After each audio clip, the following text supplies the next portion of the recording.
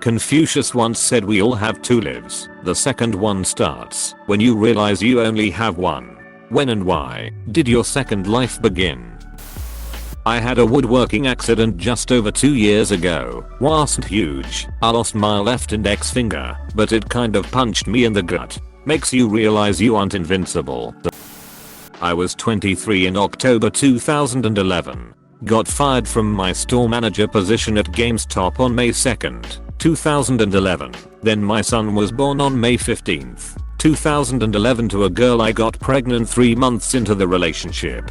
My friends I rented a house with didn't want to live with a kid, so they all agreed to end the lease, and I had to move back home with my dad, girlfriend and new baby in tow. With no degree and severely overestimating how impressive being a retail general manager is, I had taken a job working swing shift at a bindery, putting inserts into magazines, and just had completely shut down emotionally and was going through the motions. One night around 2 AM I got really angry at myself and overwhelmed with despair on my son's behalf. I looked at him sleeping in his ratty pack and play and thought of his Christmases, his birthdays, his field trips, a collection of future memories where I would disappoint him and he'd never have the life he would deserve because of this piece of acid father who just couldn't do anything right. It wasn't ducking fair to him.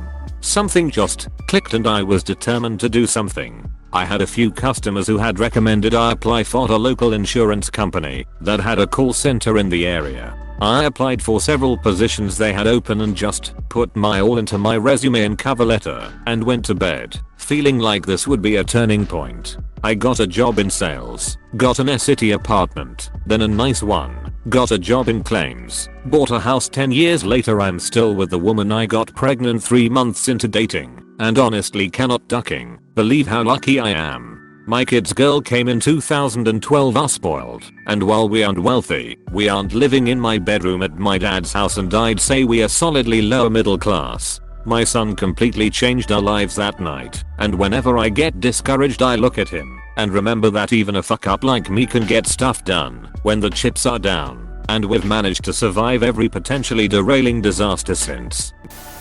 Mine isn't intense as some of these other stories, but here it goes. I played guitar for the last 5 years, and it has become one of my biggest passions. 6 weeks ago I lost my footing while climbing a platform, and I'm fairly certain I have permanent tendon damage in my left hand. It didn't sink in what exactly had happened until I was in my car after the doctor's appointment. I would now spend more of my life with this faulty left hand than when it was fine.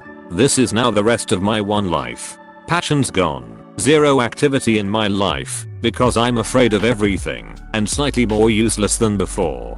I miss the ignorance. Edit. I always forget how supportive the people on this side can be. Thank you everyone. A lot of people recommend learning lefty, enough so that I will give it a try. The knowledge is there, I just need to get my hands to catch up. Thank you all again. A dear friend got cancer. Out of the blue and bad. We were 29 and both just hitting our strides in life and work. She was dead 18 months later. It absolutely rocked me to my core how fragile life is. When I held the hand of a dying woman involved in a double tractor trailer semi vs a Ford Focus collision. She was missing the back of her head. She was my age and had 2 twin girls. I held her as she took her last breath, begging her to open her eyes. That's when I realized I had lived through an ectopic pregnancy in 2011 that caused me to die twice and a septic gallbladder in 2013 to be there for this woman. That's when my life began. When I lost a wife and daughter, the first few months I don't even remember, but I do remember when I started to heal. It was a long road, but once I set my sights on going back to school to become a lawyer, I really began to start to heal. This Friday I will be sworn in as an attorney. Last week, a co-worker had a gigantic heart attack and instantly died right there in the cafeteria. I didn't know him, so while it was a horrible thing to witness, I'll eventually get over it. What shook me more was the fact he was only in his early 20s, just about younger than me, and wasn't much more overweight than I am. Seeing firsthand how suddenly all my bad decisions can just erase me from existence, and the fact I've had a couple of small chest pains and ignored them in the past. I threw out everything remotely sugary the instant I got home. Edit. Thanks for those who have recommended seeing a doctor. I had already gotten a general checkup appointment just to be safe. I realized I was the crazy ex and immediately switched that acid around.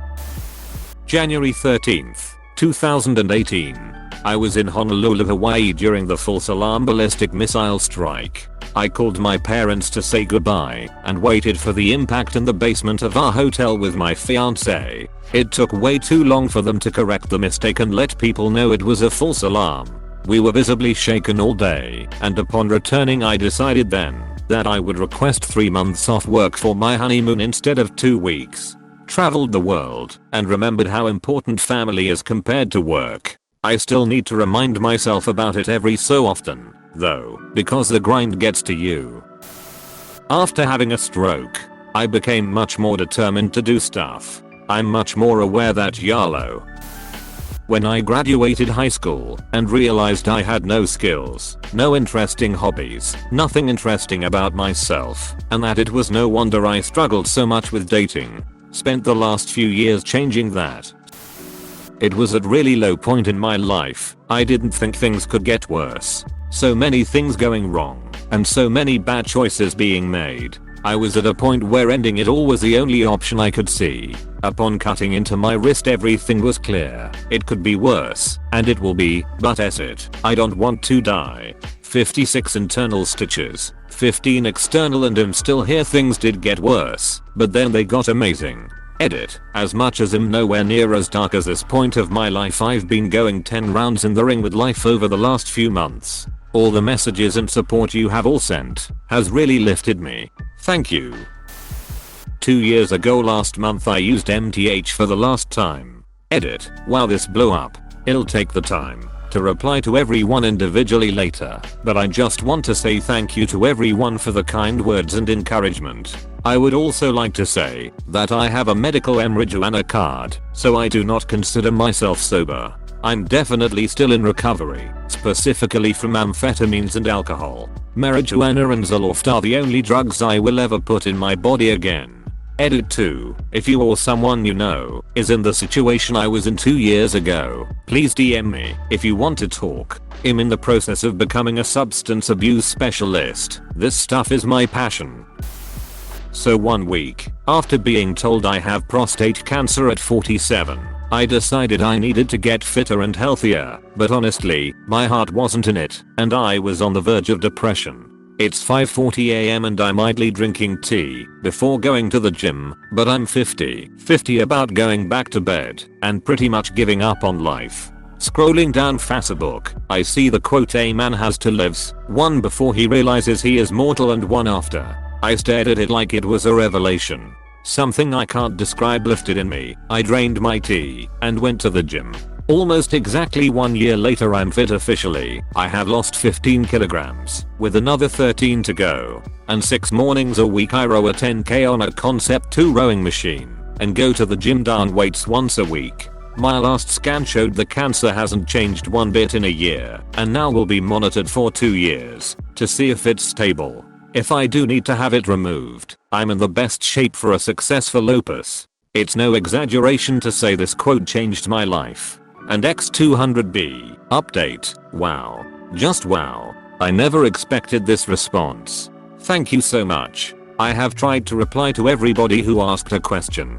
Thank you for the gold and silver, and thank you for the support. It means a great deal to an old ducker like me. Also, I will never type dong instead of doing ever again. Oh my god. I suppose when I turned 20. Prior to that I had never thought past that age. Spent a long time stuck in a now what phase trying to not have an existential crisis. Eventually went to college, got a degree and now work in the field I studied for. Battled depression and won, and found some of the things I was looking for in life. Starting to figure out what I want from life and what it's going to take to get there. So I guess I started my second life when I got out of my age 20 funk. I got psychological help. I used to think that life just sucked for everyone, and the trick was to fake your way through it.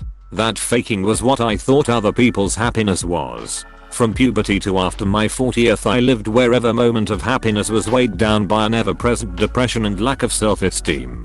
I know this is small compared to what most people go through in life, and that's exactly the mentality that kept me from getting help. Took a bit, but after talking with a counselor once a week for a few months, being referred to a psychiatrist with initial diagnosis, and working with my psychiatrist to find medicines that work, I finally feel what I can only assume is normal. I wake up most days with an underlying happiness that's never been there before. Moments with my kids are not darkened by thoughts that I don't deserve them or that they wouldn't love me if they knew me. Don't be like me. Even if your mountain seems small compared to your view of the mountain others are climbing, that doesn't mean you couldn't use some help finding the right path. To quote an old man from my childhood, it's dangerous out there. Edit. Thanks for the gold. I truly hope that whatever type of help will lead to a better life for you, that you all get a chance to get it. Life can get better. Baby steps. I'm sailing. When I quit my job 5 years ago and biked across the country, the second I finished I realized that I was forever going to look at life differently. I had been working an absolutely horrendous job, high stress, low pay, terrible hours, all because I needed the experience it gave me for my career. At some point I realized I don't have to be this miserable. Rage quit, bought a bicycle, and cycled across the continental US for 2 months. Found my center and my confidence, and started treating myself better. Met some of the most interesting, most batshit crazy, and most honorable people along the way. Best decision I ever made, and I still treat myself with the respect I feel I deserve. Edit. Real quick edit to share a few more details, since many are interested. This is not the complete blog, because I just didn't care to keep it up after a while. It does however share my prep and first few weeks on the road. I can't remember if my blog covered the financial side of it, but over the course of just under a year I had saved up about $5,000 to pull off the trip. No or pets at the time. I rented a room out of my dad's place during the city job, so cost of living was reasonable and not totally crazy. I was a crisis counselor, so while I say in the original comment that the pay was shit, that is relative. I wasn't making minimum wage, but what I was doing for the job didn't equal the pay I got in return. Above all, I was resourceful as hell during the trip. I went to cities where I knew people. I told my story to a lot of folks. Lots of strangers along the way gave me a gift card or a tenner or anything to help me along. Ever flirt with a motel desk clerk for a free room? It takes a lot of creativity to pull it off low cost, but it was worth every challenge.